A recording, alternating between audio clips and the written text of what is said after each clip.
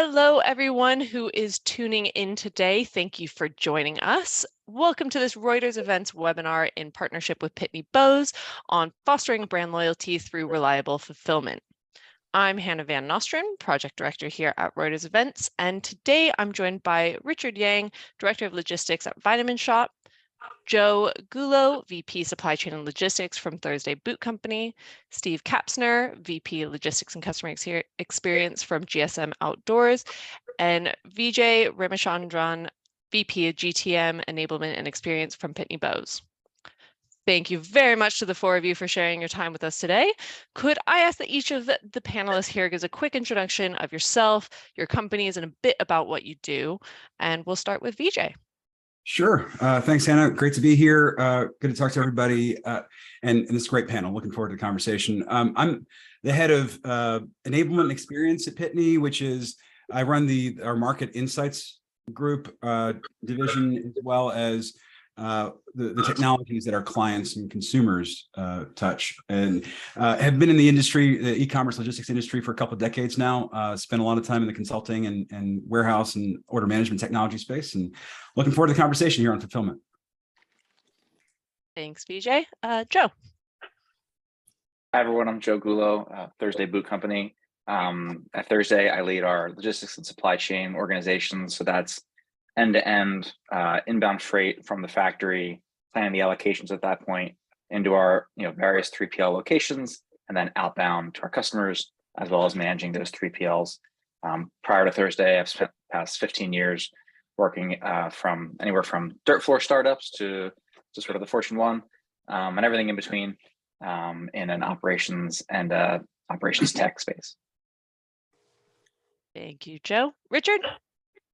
Hi, everybody. My name is Richard. I'm the Director of Logistics at the Vitamin Shoppe, managing anything for inbound transportation and outbound to the stores. Have 20 plus years in experience starting from international trade and move from the carrier side of things and to the shipper side. Glad to be here and looking forward to have a great discussion. Thank you, Richard. And last but not least, Steve. Great. Glad to be here. Again, my name is Steve. Background a little over 30 years in logistics, transportation, manufacturing, companies like Pilgrim Smithfield Foods, third-party logistics, company like C.H. Robinson. Current role at GSM Outdoors, as mentioned, Vice President of Logistics and Customer Experience. GSM Outdoors is in the outdoor sporting goods, including fishing, brands such as Coastal Sock, Stealth Muddy, Bucky, Bill Lewis, and of course, we also are in the app industry with HuntStand. Glad to be here. Thanks, Steve. Thank you to you, all of you. So to the audience, make sure you're asking your questions to the speakers using the software here, and we'll try to answer as many of these as possible. In addition, you will see we are running a couple of polls throughout the webinar, so be sure to submit your answers, and then we can share with the panelists to get their thoughts as well. So without further ado, let's get into the discussion. So let's start our discussion off with talking about customer experience. How important is the delivery experience in shaping the overall customer experience, and how has this changed in recent years? Vijay, why don't we start with you? Yeah, sure. And so this is an interesting topic because our group, Pitney works in the space of delivery, returns, fulfillment, and international shipping, and we're tracking this very closely. We do weekly consumer polling. So that every single week we're asking consumers things like, what do they consider to be fast shipping? And if you look at the data, at the height of the pandemic, middle of 2020, in the beginning of Q3 2020, the definition of fast by the average consumer across all product categories was about somewhere in the range of 2.8 to 2.9 days for average, right? You fast forward 2 years, October of 2022, so just this past fall, right before peak, the definition is now 3.6 days. It's a full day slower, which is astonishing because the pandemic drove a glut of parcel volume, which slowed down a lot of networks, which lowered shipping expectations. right? That was the flow of the story of 2020, Shipageddon. 2021 was about inventory challenges, also gummed up the supply chain, right? And so consumers have sort of expected slow shipping for the first couple of years of the pandemic. 2022 was not about slow shipping at all. It was actually a return to form in terms of delivery performance across a variety of networks. So why are consumers still expecting slower delivery than pre-pandemic? And the hypothesis that we have is, if you track, the Federal Reserve actually puts out some data on how much we're traveling, either in vehicles or in the air, and we're back to pre-pandemic levels, especially vehicle miles traveled. But if you look at office foot traffic, we're at 46% of pre-pandemic levels in office foot traffic. So we're not back to the office half as much as we were before the pandemic, but we're on the move as much as we were. Where are we going? We don't have a schedule, right? We are moving around. We're shuttling between kids' activities, a variety of engagements, traveling for vacations, a variety of things, working remote, as I think many of us are here on this call. We don't have a schedule like we did before the pandemic. And what that means is, it's not about fastest delivery possible. It is about, when can I get it delivered when I'll be home and I can take receipt of the package and it's not sitting on my doorstep or in my mailroom. Because if I'm traveling, it's sitting out there. And so it's really more about a certainty of delivery now than it is certainty of when something's going to get delivered than just blanket 2 days, right? It's not about just 2 days because I may not be home in 2 days. That's the big trend we're seeing. Never heard that term, Shipageddon. I like it. Richard, what are your thoughts about this? Well, from our perspective, well, first of all, let me introduce the company a little bit. So The Vitamin Shoppe is a global omni-channel specialty retailer and wellness lifestyle. So we have about 700 plus stores across US. Pandemic definitely bring a lot of changes to our network and footprint. Like Vijay was saying before, it's about speed. Now it's more about certainty on the time of delivery. But we also found that speed still also matter. Right before pandemic, because Amazon kind of changed the customer behavior. Today become a norm, or all the retailer are aiming for. But for a company like Vitamin Shoppe, the .com business wasn't really our scope or something that we pay a lot of attention to, right? Because we do have a very good retail footprint. So a lot of our customers are going to the store and buy it in a store. And when the pandemic hits, that changed a lot. We have to be very fast to adapt on, curbside pickups. Our .com value start surge. So how do we start strategy on the parcel freight? Source additional capacity, whether through a regional parcel carrier or a last mile delivery carrier. So for us, it's really how to establish that network, not only to increase our sales, and also satisfy customers' needs from both the speed and also the time. Thanks for So that, I Richard. think it's coming from both angles. Yeah, absolutely. And Steve, for you, how important is the delivery experience in shaping the overall customer experience, and how do you think this has changed in recent years? Yes, this is a great question, obviously, with COVID and everybody's reaction to it and changes thereof. I believe that customer experience can determine the overall final value. And when we talk about delivery, I believe it's more important to have a reasonable measurement and an accuracy to the delivery versus a best intention delivery. In other words, it's better to have a 4-day delivery that's going to hit 4 day than a best intention delivery of 2 and not have it met.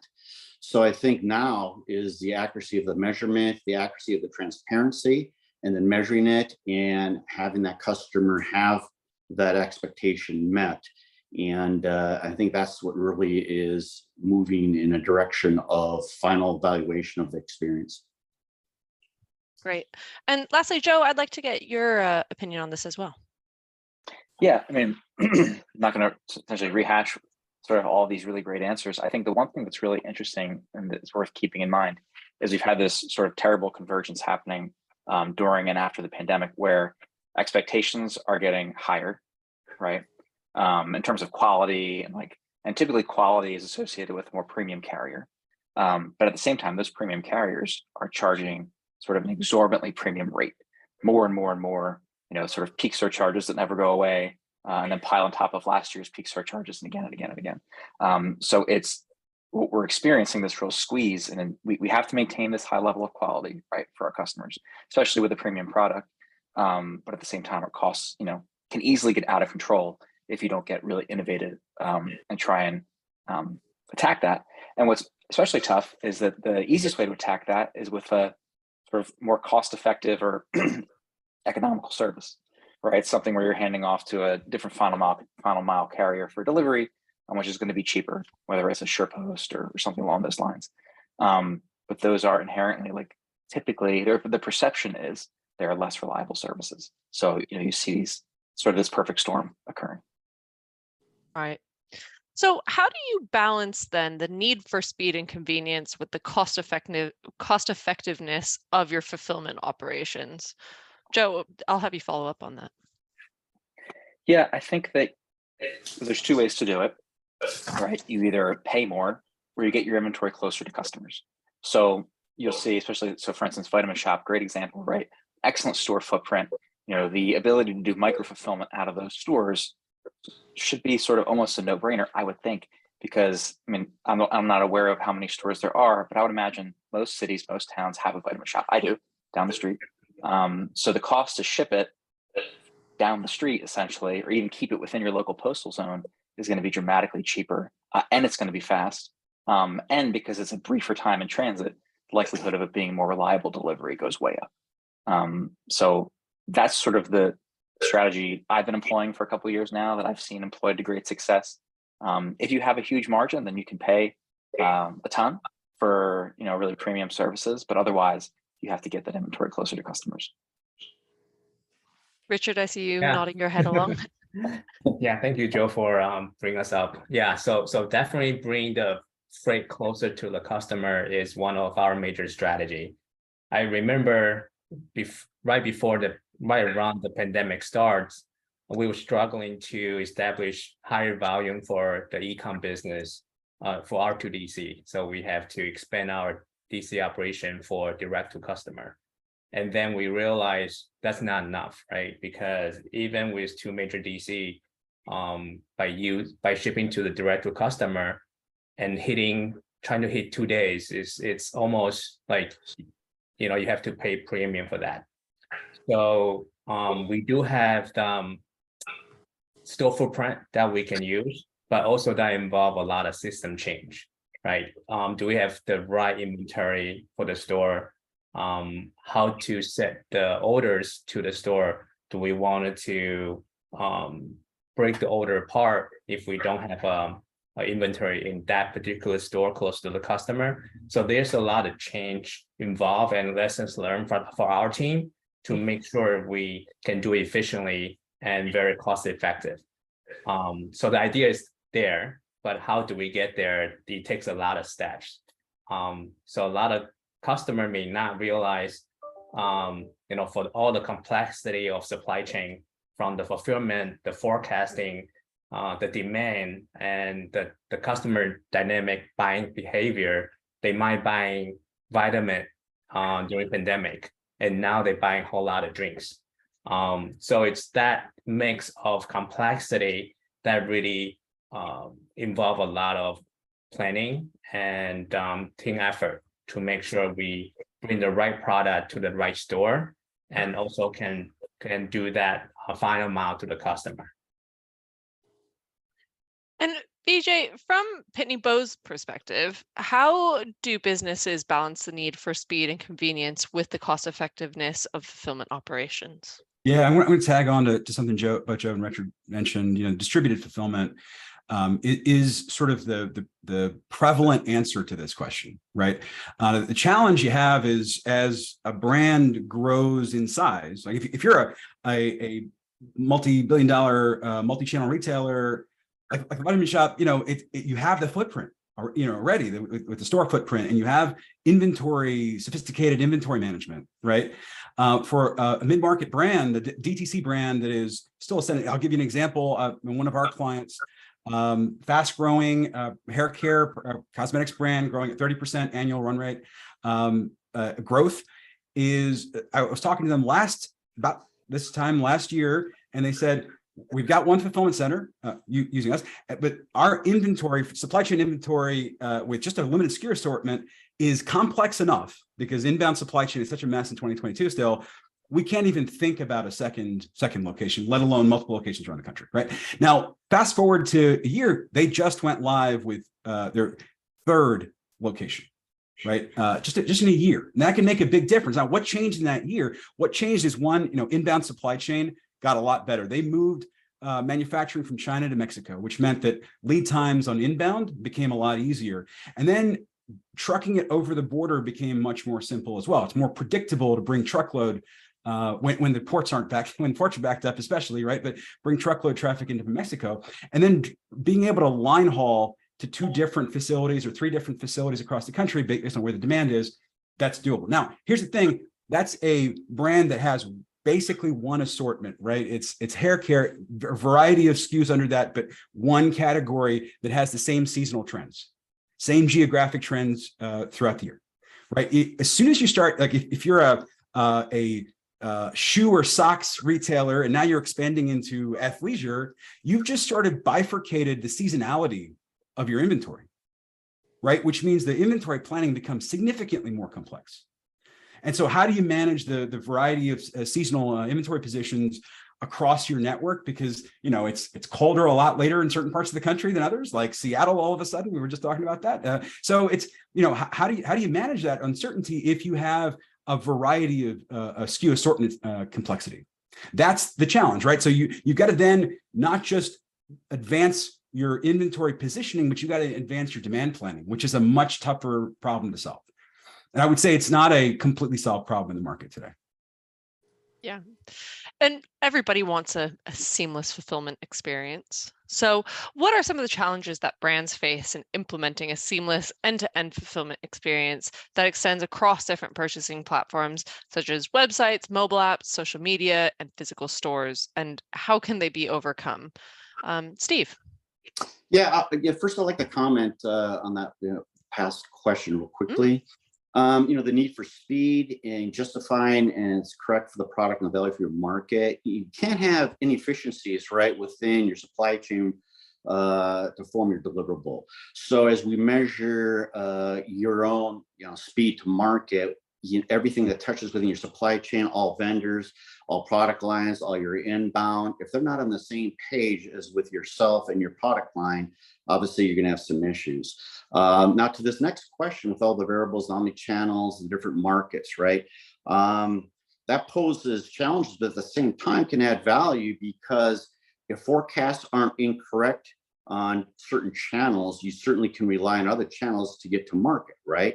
So upfront knowledge, right, on your inventories, on sales, working within sales, the expectation, and with the customer, and then in real time having to navigate and move to other channels to get product to market, obviously right now is an opportunity if done correctly. So I think although it has challenges, it also has value as well to get product to the market if done correctly.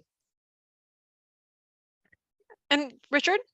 Yeah, so one word that I heard Stephen saying, forecast.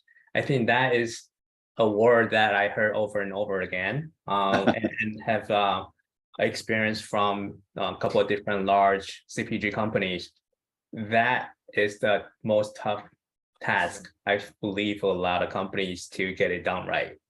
And the forecast really drive everything else, right? So when you have the right forecast, you can drive the demand planning, you can drive the capacity planning. But without the right forecast or all forecasts, it's really hard to plan the right inventory level at a store level or at a DC level, and how much to source from the vendor. So you all have a direct impact from everything else. But for all the years that I've been working in supply chain, that forecast, I think still a magic word not a lot of company can get their hands on. So I think hopefully in the near future with AI and big data that can help us to really nail it down the forecast a little bit better, I think that will help to solve a lot of supply chain issues.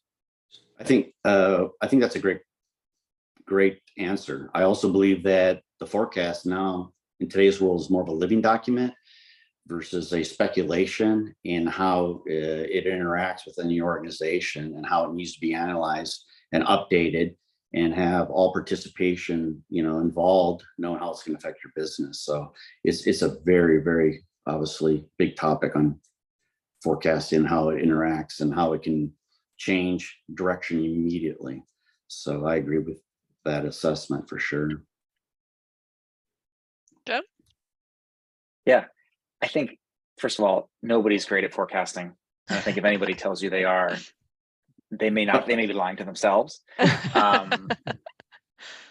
least I haven't seen it anywhere ever. I think that the omnichannel problem is in large part, it's my opinion, a technology problem. I mean, everybody's had this experience where you buy something for buy online, pick up in store, sort of the quintessential omnichannel moment, and you get an email half an hour later, whenever it is, and it's canceled.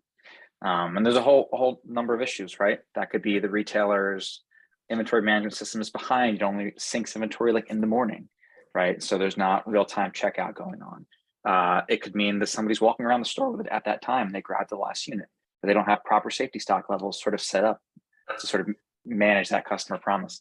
And until we can like really figure that out, I think it's always going to be sort of this like loose issue. But if we can, the closer we get to making sure that at least to everybody's point, the right inventory is in the right place at the right time, that's like the golden goose. So on the flip side, what are some best practices for creating a seamless omnichannel fulfillment experience? Joe, if you want to continue. Sure.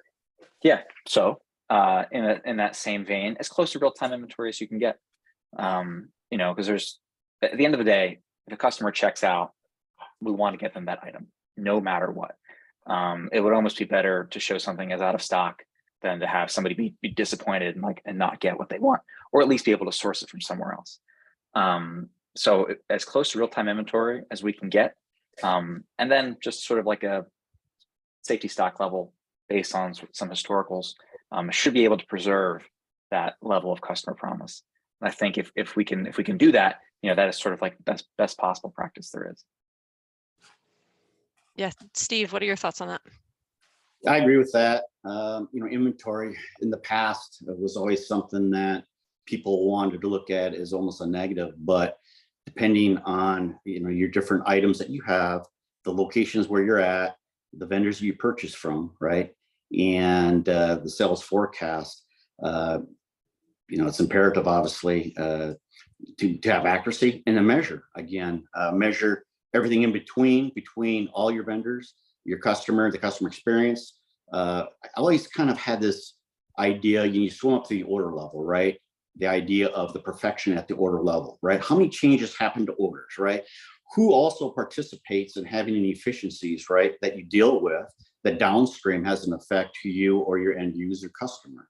So it's almost like inevitably a cost to serve model, whereby you have to look from nuts to bolts and everything in between, right, to get efficiency. So I think that whole idea of cost to serve and everything that touches that creates inefficiencies, and then to put corrective actions in place can help out the end result immensely. And that's what I really concentrate on is the cost to serve, the measurement, and then the change, therefore, to correct.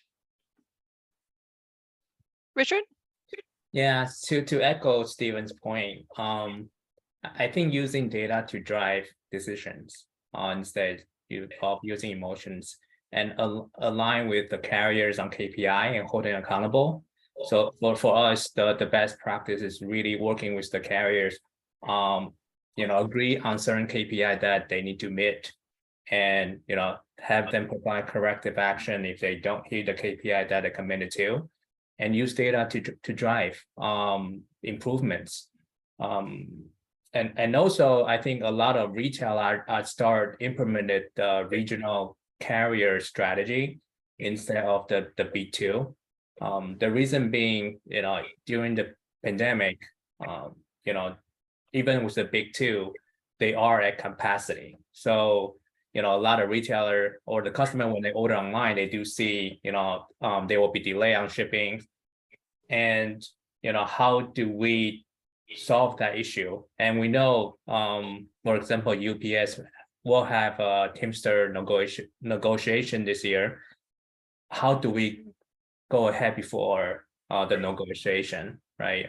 We need to prepare for that to make sure we have enough capacity to support our e-com volumes, and how to work with different regional carrier to make sure we can handle the surge for those type of situation.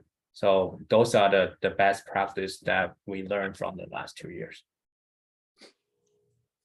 Thank I'm you, gonna tag Richard. here Yeah, if I go for it. onto a couple of things I heard both Joe, Steve, and Richard say. One of the challenges, is in the store when you're fulfilling from store is labor, right? You have front of store labor, and if you do micro fulfillment, you got back of store labor. And I think we're all up to date on the news. We still have a labor shortage. We have a significant labor shortage, especially in service industries like retail and logistics. Right, it's hard enough to hire people in one giant fulfillment center. It's exponentially harder to hire people, as Richard probably say, across an entire network of store locations, and then have to staff them up to a level where you can both handle in-store customers and fulfillment activity. Right, it's a tough challenge. You've started to introduce on top of the distributed inventory challenge that we just talked about. That's I would say is a critical hindrance to store fulfillment. Now, on the other side, the other thing that is a challenge is, and Joe pointed this out in terms of the carrier relationships, it's getting expensive to ship with the big two, lots of surcharges, right? It's also a lack of flexibility. I'll give you an example. We work with a number of omnichannel clients, and when they ship from store, they look for more density, right? So they can get a better rate from a smaller carrier. Right. And the challenge is once you bifurcate that by stores, the different types of regional players and local players who can satisfy different regions of the country, you start to fragment your carrier portfolio to the point where your discount levels and your density and your base rate is not very good. Right. Unless you have significant volumes like a Walmart or a Vitamin Shop or those sorts of things. You struggle with having enough density to have a true multi-carrier strategy. Now, the advantage, I think, that you see Target, for example, doing, and they just announced they're opening up several new sortation centers. And Target has an interesting model, right? Because they do more than 95% of their online orders shipped from store. And the challenge they found is that when you ship from store, you don't get enough density to get enough savings on transportation from your local carriers. And the local carriers are not very efficient beyond kind of sort of a tight metro area, right? They're not very cost effective. And so then you look at regionals and you have to broaden that. But the problem is most regionals are not all over the country. In fact, none of them are all over the country. It's one of the reasons why we launched in the last couple of years in the face of this demand, a regional model, even though we're a national carrier. So you can just consume our services in a regional capacity, right? And I think you're going to see more carriers doing that because if you're not working with the big two, you need to provide clients with national reach, but I think regional value props like pricing and delivery speed. And I think the more consolidation you're going to see in this market, because it's not like a capacity constraint anymore. Right? It's not the capacity constraints we saw the last 2 years. So you're going to see more consolidation in this regional space and the local delivery space. That's going to help improve the unit economics. I think you want to find partners who have access to as many geographies as possible that can give you a regional model for the faster speed, better cost, but not have to drive your procurement team crazy with all these different vendor contracts. I'd like to kind of comment. That's a great point. And when you look at the carrier capacity out there right now, to your point, And how, the word bid, a lot of companies right now are going out to bid, right? Because the market has settled. So carriers are being approached by multiple amounts of companies. But in the traditional sense, bid has always been about reducing cost, right?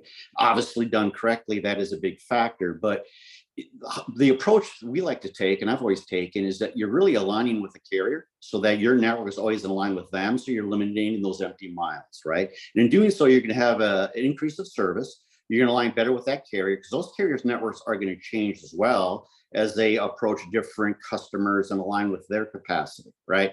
So to me, it's aligning that capacity with your network and eliminating empty miles. It'll increase the efficiencies and the service levels and reduce costs and have a better experience in the deliverable. So I think as companies right now go out to bid in the traditional sense, use it more of an alignment and get granular to the data so that you're not doing an annual type of experience. Get it granular to the day of week on your volume. So when carriers align, they're also aligning to a degree of engineering so they know that when you ship this product to this location, it actually ships on these certain days, then validate it to their capacity so you have a better interaction at the tender level for better success. So I think as more technology is applied in that fashion, you overline the network with your network, align it, you'll have a better cost and a better service application in doing so. And to the original point around labor and using it, store fulfillment, back of house, in front of house, absolutely spot on. I think that the question for retailers is, you got to understand like your why, like why are you doing store fulfillment, right? Because it's not for everybody. And the Target point is a great example because even Target, who I think does a really good job at it, doesn't do it all. And it's almost impossible. You shouldn't really try to do it all out of your stores because you're almost never going to have your whole assortment in one given store. And like inherently store inventory is meant to be thin, right? Like we don't want to have huge depth in these stores. At Glossier, where I previously was, we took a really hard look at it as we set up our stores as micro fulfillment centers for this exact reason, with the end goal of getting inventory closer to customers eventually. And for us, it became a question of we have 2 fulfillment centers, regular traditional fulfillment centers. Doing fulfillment out of the store got us cheaper rates, and because of the nature of traffic in the store, if we could give them sort of just enough orders at the beginning of the day or throughout the day, we could more fully utilize the labor in the store. So if there are peaks and valleys all day long of demand, we could say, even if every store only shipped 100 or 200 orders a day, they could sort of fill in those valleys and more fully utilize the labor. And then if you're doing the math, those orders almost ship for free, sort of in the way that like the USPS has to go to your house. They're required to go to every address. It's like a cheaper transaction because you have that labor anywhere. It's a static, almost sort of fixed variable cost. And if you can fully utilize it, you can reap some real savings out of it. That's a great point, Joe. I think for us, also a good lessons learned. Not every store is a good fit for ship from store, right? Especially when you have multiple stores in more dense locations. So it have to be very strategic select. And also, does the store have the larger footprint where you have the back room that can do those type of fulfillment? Right. And also, what's the volume a store can handle? Like, the team are doing a great job. We start slow, like 20 and kind of increase based on the capacity. Something that we learned from the whole experience is we started ship from store, but we didn't really catch up on the replenish part. So we found our stores start having empty shelf. And then we have to change quickly from our demand planning and all the PO process to make sure we accommodate those ship from store volumes and we can fill out the shelf. So if the retail customer come in and see all the empty shelf, and they'll be like, what's going on with the store? But it's also because our store are shipping the product to the customer from the store. So there's a lot of things that we have to learn very quickly and adopt from the behavior perspective. Something that I think we did in the right thing is all the sales that ship from the store, it's part of the store. So it doesn't coming back for the fulfillment center. It's part of the store sales volume. So I think that helped to drive them to be more willing to take on those additional workload per se, because that the dollars does contribute to their bottom line. How difficult was it for you to assign the sale at the store level in real time versus store selling same items, and how do you do that to ensure that when you accept an order online from store that inventory is going to be available while it's at the store also available? How do you tie that in for your experience to make sure you're having in-store customers successful as well as online orders? Yeah, that's a tough one for us too. It took us some time to get it semi right. I won't even say we are like perfect at that point, but there's a lot of algorithm in the background that we have to run. First of all, when the order is placed, what's the closest store that we call it boss store, so the store that can do the fulfillment. Do they have enough inventory? Is it going to be a split order, or does that order complete for that store? If not, then we don't ship from store because we don't like split order to the customer. We also, then you have to go into like a second layer, like where is the other closest store that can ship close to the customer. And finally, it goes back to our fulfillment center. So there's a lot of kind of algorithm running in the background to make sure we ship from the right location. At times we still seeing, we have a customer on the East Coast, but ship from the West Coast store or West Coast fulfillment center. And we try to tweak all the algorithm in the background to make sure it gets down to a good point. We do have a weekly meeting to review those dashboards, KPIs, whether the fulfillment rate and also the time of delivery, the transit time from each carriers. So we can tweak that to make sure, we meet the customer requirements or expectation. Challenging for sure. So you need like a really sophisticated OMS. You also need to be able to manage the capacity. So at that point, you don't sell out the entire store like in a day. Because then that's really bad. And I think you have to accept that you're going to get it wrong some percentage of the time, right? You'll never get it 100% right. But as long as you're getting it right a lot more than you're getting it wrong, then you're in good shape. Sorry, Hannah, I didn't mean to cut you off. no, it's okay. Great conversation. I just want to take this opportunity to look at the poll that we were running with our audience. And the question we asked our audience was, which aspect of the fulfillment experience do you think has the biggest impact on the overall customer experience? There were 4 options for our audience to choose from. It was delivery speed, packaging and presentation, returns and exchange policies, or communication and tracking updates. Now, the 2 most popular answers, second most popular was delivery speed, but by a landslide, the most popular answer was communication and tracking updates as having the biggest impact on the overall customer experience. Just wanted to get a feel for, do you agree with this? Are you surprised that packaging and presentation only got one person saying that's the most important? But just to get the panelists' opinion on this, I'll let you jump in. VJ? Or Joe? Sorry. No worries. So yeah, I'll make it quick. Seemed like Joe has a good point coming, so I'll make it quick. I think the big difference I think between packaging presentation and tracking experience is packaging presentation rarely results in a call to the call center. That's it. Right, full stop. And so you're trying to avoid the customer being pissed off. They're rarely going to be pissed off if your logo isn't on the outside of the box, or you don't have a personalized note card when you open the box, or you're not using tissue paper or using plastic duffer instead of or dunnage instead of something easily recycled, right? They're rarely going to call your call center in terms of packaging unless it's damaged.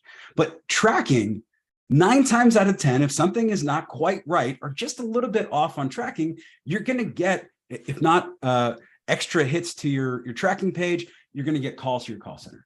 And that's a cost that it is hard to staff for, given that we, again, have a labor shortage. No, exactly right. Sorry for jumping in. I obviously, like I said, I love the sound of my own voice. Brands care about unboxing way more, an order of magnitude more than your customers actually do. I mean, I would say I'm probably like a more sophisticated e-commerce customer. I'm looking around to see if I have any boxes here, like, and I care for like a second and then I throw it out. Much like in life, not just in the fulfillment, like managing customer expectations and managing everybody's expectations is like the key. So through those tracking updates, through sort of like delivery promise that's pretty accurate, if you can manage customer expectations on the whole, you can keep all those contacts down, right? Reduce your costs, and you just have happier people. Like, if you tell me 2 to 3 days and it gets here in 5, I'm angry. If you tell me it's going to get there in 5, I might be like, why is it going to take 5 days, guys? But at least I feel okay about it, and I'm not like angry at any point that it's taken so long. I'll tell you another one. Again, we do a bunch of consumer polling every week, and one of the topics we poll on is how do you think about early deliveries? And Amazon actually kind of made this famous, which is sandbagging the delivery estimate, and then kind of surprising delight of an early delivery. What we found is that, especially among younger consumers, but consumers overall, over half find early deliveries inconvenient or actually pretty much a nuisance, right? Because again, going back to the topics we were talking about at the top end on delivery speed, it's about the precise communication of delivery date, setting expectations and hitting those expectations. If it gets there early and I'm not home, then I've got a fairly expensive package sitting on my porch ready to be stolen. I hate when that happens. Right. So what you find is that it's actually the parents of young kids that have the most annoyance, because they're the ones like running around picking kids up from school, running to activities. They're not at home on a regular set schedule as much as others are. And so they are the most annoyed. And we actually have an internal PB, an internal thread of how many times you have to text your neighbors to put up packages because you're not home and it gets delivered and it's sitting out all day, or it's out in the rain, or it could get stolen. It's pretty expensive. It's a big problem. So I think this specificity and accuracy of communicating expectations on delivery date and time is probably the most important thing. I agree with that. I think the accuracy is pivotal. I can say that the big box people probably lean obviously on the packaging, UPC code, but the end user, obviously, if the communication isn't there or if the deliverable isn't there, that can also then incorporate a bad review. And so, with your product line, as you start seeing these reviews and the impact thereof, you could have the best product in that area in your vertical, your channel, but have bad reviews just because of the communication or their lack of, and which actually can impact therefore the product. So it's changed dramatically just on the review process of the communication and how it can impact the value of the actual product. So it's moving in that direction, and it's pivotal that you get it right. Awesome. Thank you all so much for your thoughts on that poll. Just to our audience, I'm going to launch one more poll, so please take a moment to give us your thoughts. And that is live now. So on to the next question. How does your business ensure that its logistics operations are flexible enough to scale up and down depending on capacity requirements and seasonal fluctuations? Vijay, why don't we start with you? Yeah, so this is a tough one. As Richard mentioned, it comes down to forecasts, and no one is good at forecasts. You know what I mean? It's an inherent problem in the industry. So scalability, it comes with, it's not just you have to scale. You might have to scale like yesterday. Right. And so really it's tough to do that given the labor market conditions that we have today. So the best answer is automation. That's very hard to do with the upfront costs and the OpEx outlay that you'd have to do. Now, there is a emergent model of robotics as a service, something that we definitely take advantage of at Pitney to kind of very quickly deploy automation at scale without having the big upfront cost, right? It's a subscription cost over time. And so that helps a bit to get automated. Working with partners who are highly automated, that helps. I mean, it's just being interested in the type of automation being used. Does it fit the type of packages you're shipping? or packing. We found that one of our clients, it sells a wide variety of merchandise, right? So box sizes are highly variable. They had a piece of packing equipment, a machine that packed their boxes that could not pack a box smaller than a shoebox. And as a result, they were shipping air probably about 60% of the time. Shipping a significant portion of air, more than 20% air inside the package. And that results in you kind of essentially getting charged probably the next tier up in the rate card, because you're shipping a package that is significantly larger than the weight-based rating would normally kick in. So that's a problem, right? So pack size. So if you have automation that's limiting your ability to ship smaller, cheaper packaging, that's a problem. It doesn't allow you to scale. It doesn't allow you to scale cost effectively. So it's the right type of automation. It's having automation in the first place. It's very hard to hire a whole, like a shift of people overnight. It's just not going to happen easily. And so automation does help you. There is a cost to that though. So that's why partners help as well. Yeah, and I was fortunate to work for Amazon Logistics for certain years, and something that I learned there is really the capacity needs time to build to cover the surge. So that's why, like, when we had the Black Friday or peak season, you see Amazon Prime Day start a couple months before that, and now they have another Prime Day.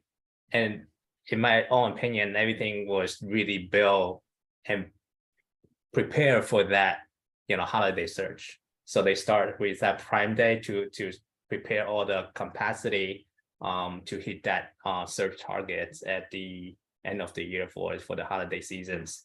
So I think the forecast and how we can really use data to think how the customer behavior to help us driving our, whether we work with regional final mile carrier or the big two, how to allocate our freight based on the customer behavior and what kind of skill level that we need to store in the stores.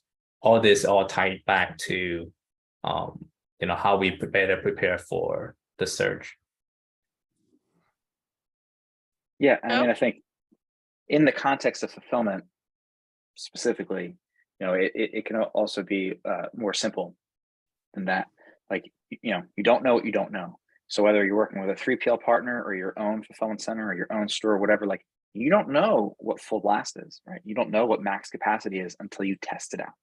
And many brands I've seen over the years and worked with don't do simple stress tests. Stress tests meaning simulate a peak day in your fulfillment center by holding back orders for a day or two or something along those lines. Or like simulate half a peak day, for instance, like I want to see 4 hours of peak output.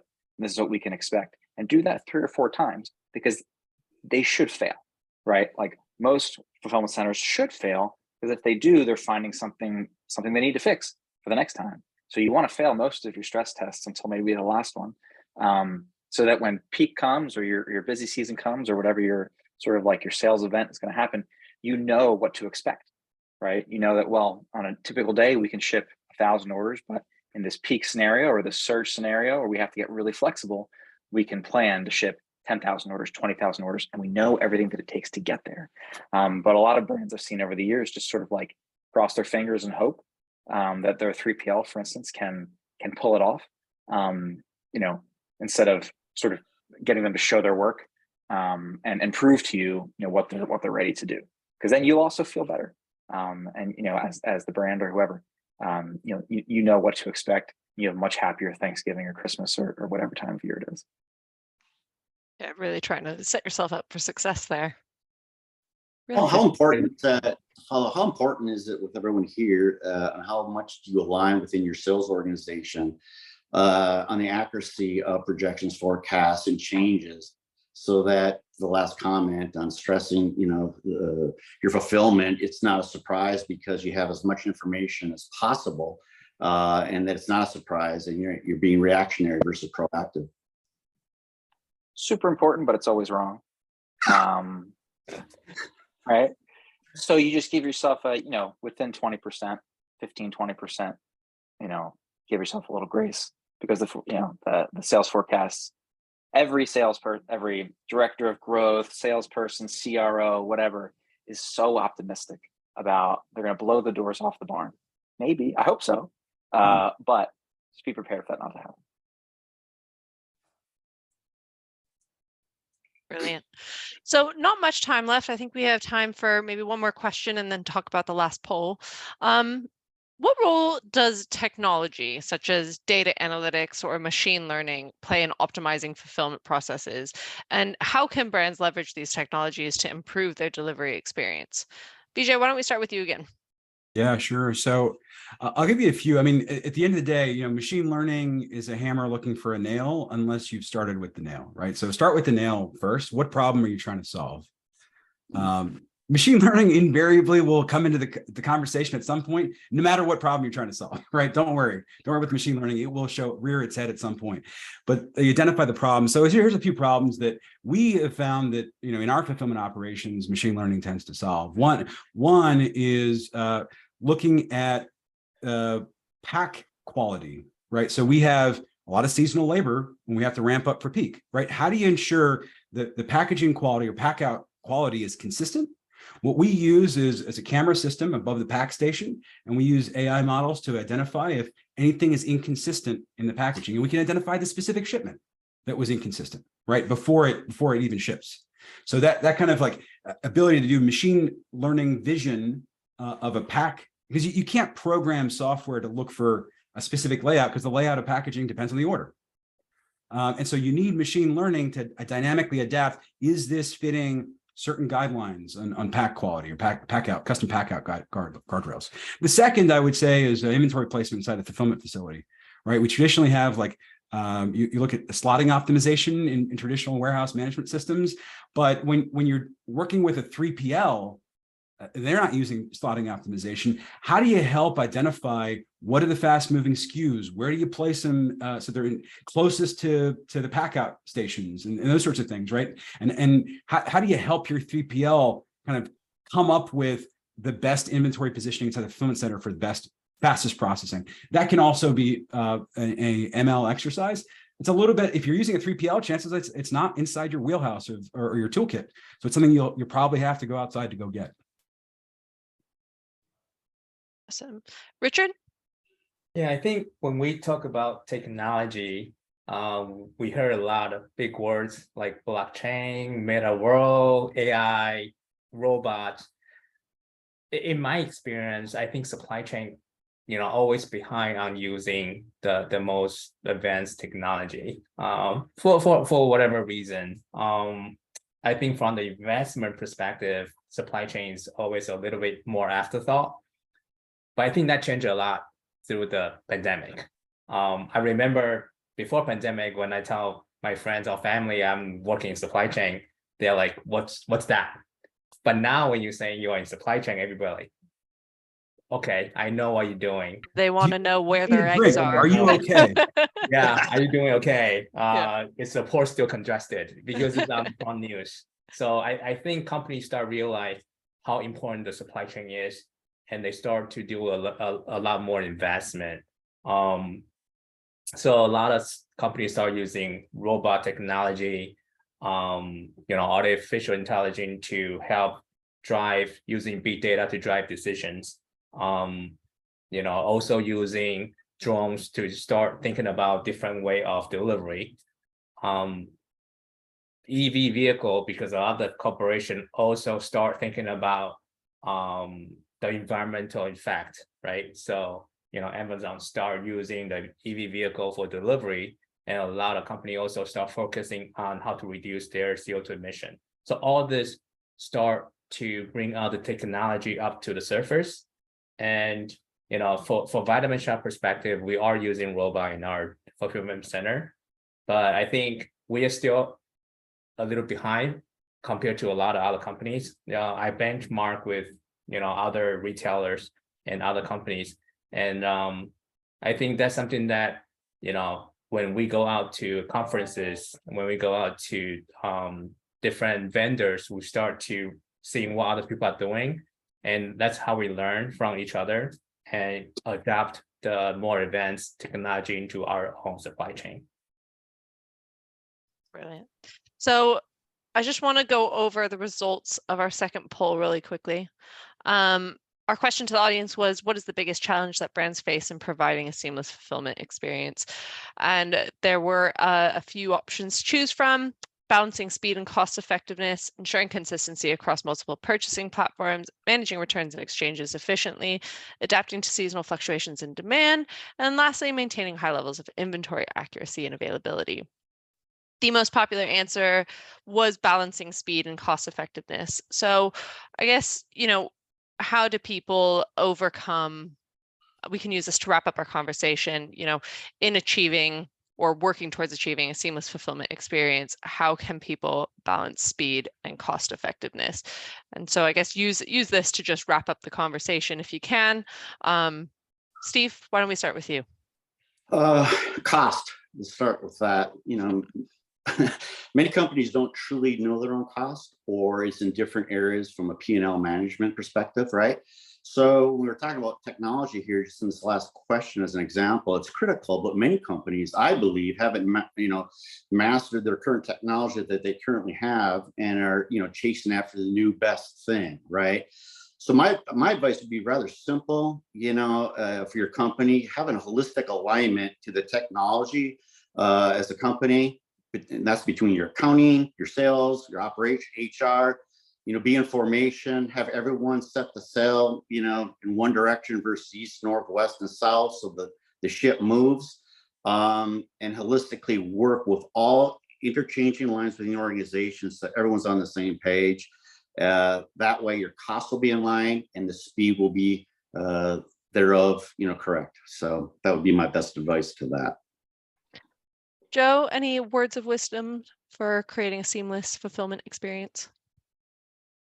Yeah, I think everything we've said today. Yeah. If you look at your various touch points, right, it's hard to integrate them all together. Whether that's shipping from store, shipping from fulfillment center, buy online, pick up in store, click and collect at a pickup point, returns, shouldn't get too much into, your ability to integrate all that inventory and have awareness of all that inventory is going to allow you to keep beating this drum, manage customer expectations better at both ends. And if you can do that, it may not be seamless in the back end. Nobody needs to know how the sausage is made. The customers will think it is. And I think that's arguably the most important thing. Richard? Yeah, I think for me, it's really continuing to learn. I think supply chain has been changed a lot. But at the same time, the fundamental idea is the same, is shipping from one location to the other.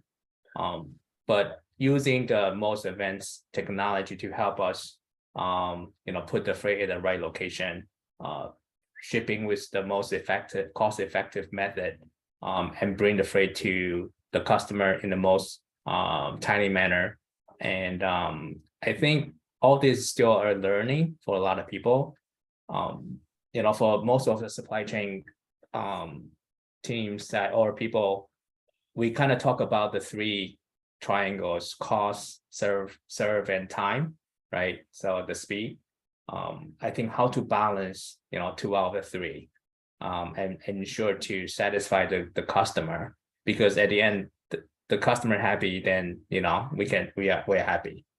So using all the discussion today, how to drive better forecasts, using better technology to help us get there, is something that even myself is still learning. Thank you. And then VJ, key takeaways. Yeah, sure. I would just there's a point that both I think all the panelists made earlier in the conversation. Look at the carriers you're using. The number of merchants, brands that I talk to who tell us we have a great deal with FedEx and UPS. It's just astonishing, right? But I can tell you, like, FedEx and UPS have entire buildings of people working on figuring out how to not give you a good deal, right? That's the job that they have. Like, there is an entire organization, probably a larger headcount than your company possibly, working on making sure that nobody gets too good of a deal from FedEx and UPS. And so, Steve made a great point. I think a lot of folks don't actually know the full true cost. When you add in all the surcharges and the volume discount tiers being canceled out because you didn't hit a certain threshold that was supposed to be crossed on your birthday 5 years ago or whatever it might be, right? However complex they've made it to calculate, it is going to be in the carrier's favor if you're using one of the large two consistently, unless you're in their top 5% clients. And so you want to look at alternate carriers. That is the number one way to become more cost effective, in addition to distributed inventory, like we talked about earlier. And when you look at reliability, the spread in reliability is not as wide as it was even 1 year ago. The capacity change in the market, the landscape where carriers are oversubscribed on volume, that's history. We're not there anymore. And so the percentage points between the best carrier and the cheapest carrier is not as wide as you think. So I would challenge any brand to look at kind of the spread in reliability today, especially post-peak 2022, and look at the fully landed cost, inclusive of when does your discount actually get applied. And if you're not working with an external vendor, work with, just have a bunch of carriers come and propose pricing to you and do a bake-off. It doesn't cost you anything except a few hours of your time, right? Just invite a bunch of carriers to do a bake-off and see where they land. At least you've done your due diligence. I agree with that. I think sometimes people, when we talk about cost, some of the history and some neat, interesting stories. If you look at FedEx, UPS, they have different levels of service, obviously, from overnight, 1, 2, 3 ground, right? All come at a different cost as well. What's interesting is if you promise and deliver and you accept a deliverable, right, without understanding the consequence of the cost. And I try to relate that all the time. And sometimes, again, swing up to the order level, getting with sales and making sure they understand, what the cost is and is that even achievable. I always reiterate back that, well, maybe, we're trying to do something that even our providers and the best in class, FedEx and UPS can't do. Maybe we should be a transportation company, right? So make sure you understand what the expectation is and the cost, and is it achievable? And then what that effect is going to be to your net. That's simple. Yeah. Thank So just one last comment for me. That's okay. Okay, quick one, Richard. Yeah, quick one. I think also very important is try to be the shipper of choice. So, build that relationship with the carrier. I know cost is very important, but, going to an extra mile to build that relationship, sometimes it will, work wonders. When we need something, we reach out to our carrier that we work closely with. They always wanted to help and be there for us. And that's we be there for them too. So be a shipper of choice, and working with that business relationship is also very successful for us. Awesome. Thank you all so much. I think that's a good place for us to wrap up. So to the panelists, thank you so much for your time and for sharing your thoughts today. It was very insightful and thought-provoking for this discussion. To our audience, if you found these topics we discussed today interesting, check out our upcoming event, Supply Chain USA 2023 in Chicago, May 17th to the 18th. And from myself and Reuters Events, thank you for tuning in, and we hope you'll be able to join us for our next discussions over the coming weeks. Until then, thank you and goodbye. Thank you. Thank you. Well,